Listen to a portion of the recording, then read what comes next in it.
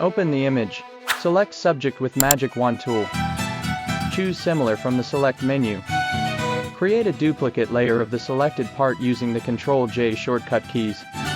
Create a copy of the layer using the Ctrl-C shortcut keys.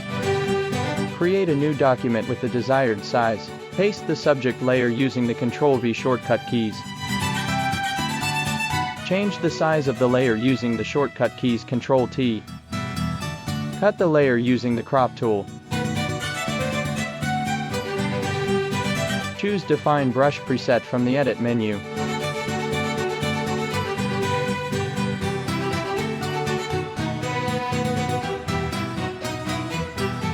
You can change the size and color of the brush.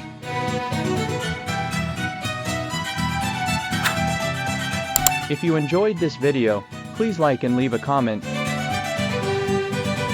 Subscribe for more tutorial.